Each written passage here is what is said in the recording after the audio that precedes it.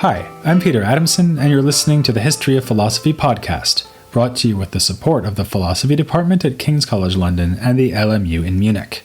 Online at www.historyofphilosophy.net. Today's episode, Time of the Signs, the 14th century. If asked to name my favorite century, I would probably go with the 20th, which gave us Buster Keaton, Stevie Wonder, and Reese's Peanut Butter Cups. Beat that 21st century. Most other historians of philosophy, being more serious-minded, would probably choose either the 4th century BC, the time of Plato and Aristotle, or the 17th century AD, which can boast Descartes, Spinoza, Leibniz, and Margaret Cavendish, to name just a few. Actually, as far as philosophy goes, that's probably just the right answer. Aficionados of medieval thought might, however, be tempted to go for the 13th century, when you had the rise of the universities, the recovery of Aristotle, Albert the Great, Bonaventure, Aquinas, and Scotus. It's a real embarrassment of riches. In comparison, the 14th century looks to be a plain old embarrassment. A popular book about the history of the period labels it as calamitous, and here's a two-word phrase that will probably tempt you to agree immediately: Black Death. On the philosophical front, it's one of those eras people tend to skip, going straight from high scholasticism to the Renaissance and Reformation, or indeed vaulting all the way to the aforementioned glories of the Enlightenment. But this is a big mistake. For one thing, you can't understand the philosophical developments of the Renaissance and Reformation without knowing what happened in the 14th century. Of course, you'd expect me to say this, without any gaps and all that, but it's particularly true in this case. The word Renaissance suggests a break with what came before, but in fact scholastic philosophy continued to flourish in the 15th and 16th centuries when we see the emergence of factions or schools, following the lead of Scotus, Occam, and others. The name of Occam also reminds us that, historical influence aside, the 14th century did have its share of famous names. In the scholastic context, William of Ockham and John Buridan are probably the best-known figures. But specialists in medieval philosophy know that there are many others who deserve to be better known, like Peter Auriel, Gregory of Rimini, Adam Wodeham, Walter Burley, Nicholas of Autrecourt, and Nicole Orem. It has to be said that these are mostly figures of the early or mid-14th century, though Orem didn't die until 1382. Later in the century, after the Black Death and during the 100 Years' War, fewer stars seem to shine in the scholastic firmament. But there are exceptions, such as the controversial John Wycliffe, who died around the same time as Orem and helped to set the agenda for 15th century thought. It would be another big mistake to think that 14th century philosophy is just the story of scholasticism. Here's a selective list of figures from this period who were active outside the university context and who we'll be covering in the episodes to come: Marguerite Porete, Dante Alighieri, Meister Eckhart, Johannes Tauler, Geoffrey Chaucer, and Julian of Norwich. Admittedly, none of these authors are primarily seen as philosophers. Dante and Chaucer are stars in a different firmament, being respectively the greatest figures in Italian and English medieval literature. It's easy to make a case for including Dante in our series, though. His Divine Comedy has much to say about philosophy, and he wrote 2 treatises on philosophical topics, the Convivio and On Monarchy. Chaucer, meanwhile, was interested in scholasticism and reflects on its ideas in several of his poetic works. As for Marguerite, Eckhart, Tauler, and Julian, they are all more usually categorized as mystics. But by this stage, you should be comfortable with the idea that the line between philosophy and mysticism is, at best, a blurry one.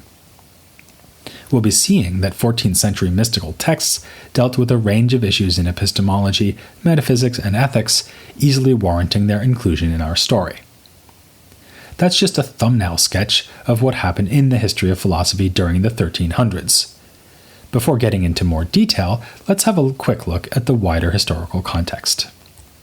As I've already mentioned, it was a rough century. Even aside from the Black Death, which struck around 1350 and reduced populations across Europe by something like 1/3, there were plenty of other disasters to contend with. It seems that population growth had already slowed towards the end of the 13th century, and terrible weather in 1315 and 1316 caused harvests to fail, with widespread famine the inevitable result. Average temperatures also cooled in the so-called Little Ice Age, following a warming period that had prevailed in Europe in the previous centuries. While the people suffered, their leaders squabbled. As we'll see, a question that much occupied political thinkers of the time was the relative authority of church and state. Positions were adopted all along the spectrum here, with Aquinas' disciple Giles of Rome making a strong case for the supremacy of the Pope, and Marsilius of Padua going just as far in a secularist direction. This was not just an abstract theoretical dispute, but a reaction to current events. We'll see this in Dante, too. He scatters political observations, predictions, and outright character assassinations throughout his Divine Comedy, reserving a special place in hell, quite literally, for Pope Boniface VIII. The papacy in this period was embattled, and not just because of insolent Italian vernacular poets. Early in the century, King Philip IV of France came into conflict with this same pope, Boniface VIII, who threatened him with excommunication. Philip had the pope taken prisoner, and the pontiff died soon after. His immediate successors fell under the influence of the French crown, one symptom being the relocation of the pope's residence to Avignon. It would remain there for more than 70 years, a matter of annoyance to Italians, who expressed their dismay by complaining of the debauchery of the papal court. Petrarch called it the sewer of the world. To the modern ear, the name Avignon immediately conjures up the schism within the church, with one pope there and another in Rome. This situation began in 1378 and persisted into the 15th century. Worldly rulers, too, were causing their fair share of mischief. Particularly important for our story is the 100 Years' War between France and England, since Paris and Oxford are the main centers for scholastic philosophy in this period. This so-called war was more a matter of intermittent hostility, beginning in 1337 when Edward III of England entered into conflict with Philip VI of France over the possession of Gascony. The English made significant advances, culminating in the capture of the French King John and his son at the Battle of Poitiers in 1356. But the French clawed back territory under Charles V, who ruled until 1380. All of this naturally made it more difficult for ideas and scholars to pass freely between the English and French spheres. But already earlier in the century, we see a dramatic reduction in the number of Englishmen being trained in Paris. The war between the two states would at most have perpetuated the autonomy of Oxford from Paris, without entirely preventing schoolmen at one university from following developments at the other. This is one of the biggest changes in the university culture of the period. Over the previous 100 years, Paris had been the center of the scholastic world. But modern-day historians usually see Paris as surrendering its leading role to Oxford in the 14th century. In his excellent book on the topic, William Courtenay says that by 1345 Paris was captivated by English thought as if little else existed. Indeed, we see that Parisian scholars begin to cite English contemporaries like Occam, Walter Burley, and Adam Woden, but the English don't return the favor. We shouldn't exaggerate here, though. Parisian scholars continued to do sophisticated and innovative work. In a later episode about God's knowledge of the future, the Parisian theologians Peter Auriel and Gregory of Rimini will feature prominently. Something else to bear in mind is that scholasticism could and did develop outside of Oxford and Paris.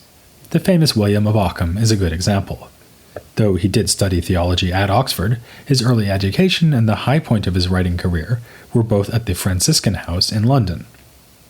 For reasons we'll get into later, he spent his final years at Avignon and then Munich. Scholasticism itself followed Occam's example by moving all over Europe. Marsilius of Ingen, who, as it happens, also followed Occam on philosophical matters, went from Paris to Heidelberg late in the century.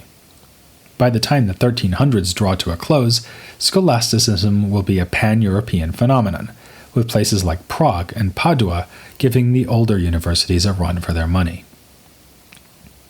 Not everyone was enthusiastic about the ideas being put forward by Occam and others.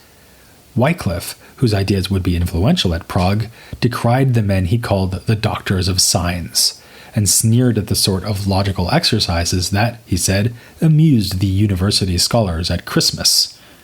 Why doctors of signs?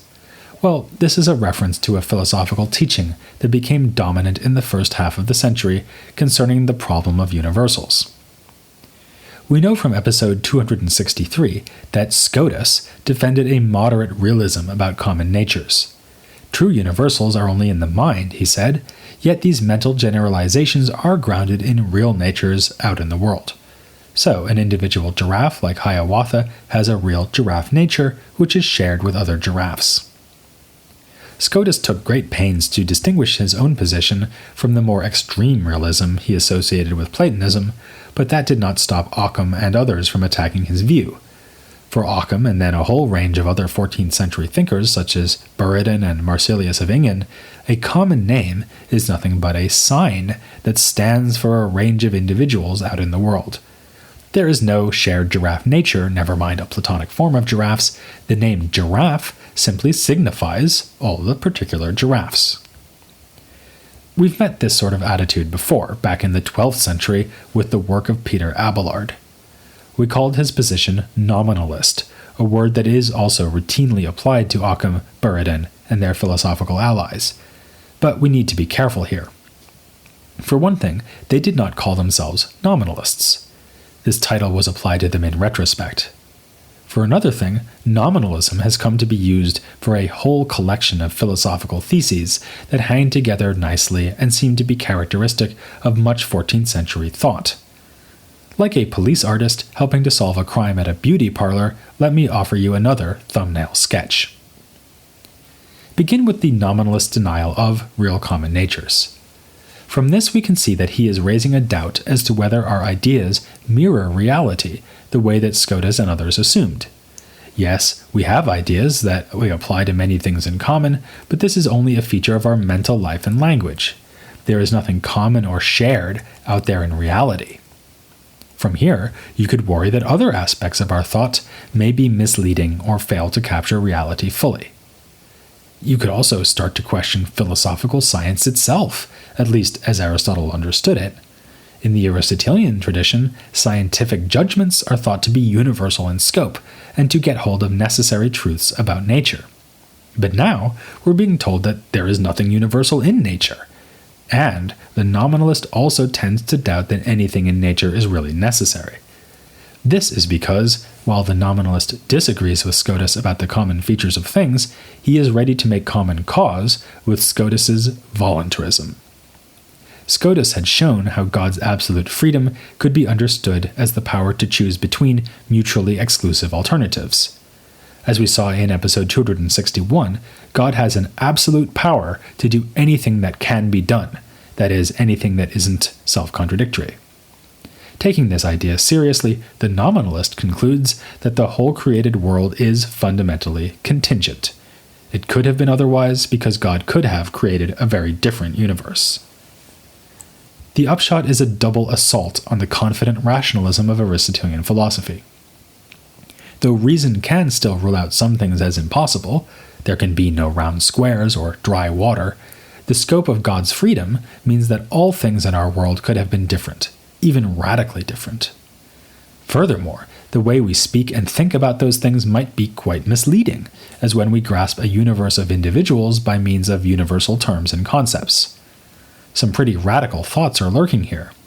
If our mind and language do not match the structure of the world, why not give in to a thoroughgoing skepticism? Though we'll see hints in that direction in the 14th century, more common will be a less radical tendency simply to restrict the scope of what reason can achieve. In theology, faith and revelation are on hand to fill the gap, leading to a less rationalist and Aristotelian approach in religious and ethical matters than we saw with figures like Aquinas and Scotus. But, contrary to what you might expect, these same ideas can be seen as fruitful for science. If we cannot simply reflect on our universal ideas to discern invariable necessities of nature, then the only way to learn about the world is to go look at it. Thus, the nominalists also have a fairly well-deserved reputation for empiricism, and are often credited with taking important steps in the direction of modern science. One particularly crucial insight will be that mathematical concepts and tools can be applied to topics in natural philosophy. Again, we should avoid exaggerating here. The so-called nominalists certainly did not agree with one another about everything, and throughout the century there were plenty of realists fighting against the nominalist tide. In Occam's own day, he was challenged by Walter Burley, who continued to fly the flag for realism.